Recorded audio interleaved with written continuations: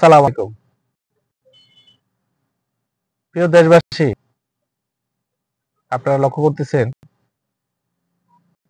এই কিছুদিন পূর্বে যারা আওয়ামী লীগের বড় বড় প্রভাবশালী মন্ত্রী এমপি নেতা ছিলেন, সমাজে দাপিয়ে বেরিয়েছেন,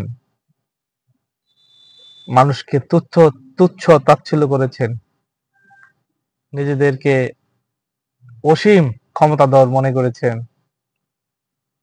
কিয়ামত পর্যন্ত যারা মনে করছে যে তাদের ক্ষমতার কোনো কমতি হবে না, তাদের মতাদর্শের বাইরে যারা ছিল তাদেরকে চরম ভাবে নাস্তানাবুদ নিপীড়ন করেছেন। কই আজকে আপনারা কোথায়? গত 2 মাস ধরে গর্তে লুকিয়ে আছেন, কেউ পালিয়ে গিয়েছেন, কিন্তু তারপরে আপনারা নিজেদেরকে প্রকাশ করতে পারছেন না। কেউ জার্মানিতে আছেন, কেউ ইন্ডিয়াতে আছেন, কেউ কানাডাতে, কেউ আমেরিকাতে, কেউ দুবাইতে। কিন্তু আপনাদের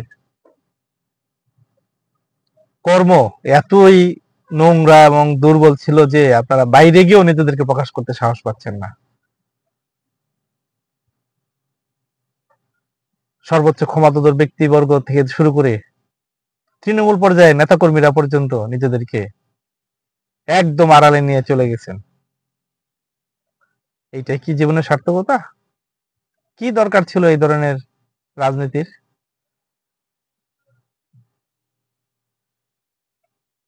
সবার সাথে মিলেমিশে সবাইকে নিয়ে রাজনীতি করলে আজকে আপনাদের এই পরিণতি হতো না। আজকে আপনারাও সমাজে থাকতে পারতেন, অন্যরা থাকতে পারত।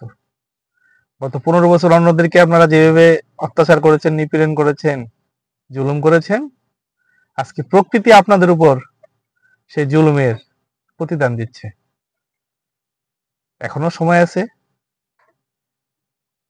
আপনারা আপনাদের মধ্যে যাদের শুভ বুদ্ধি উদয় হচ্ছে, যাদের মধ্যে বিন্দু পরিমাণ দেশপ্রেম ছিল, যারা নিজেদেরকে সমাজের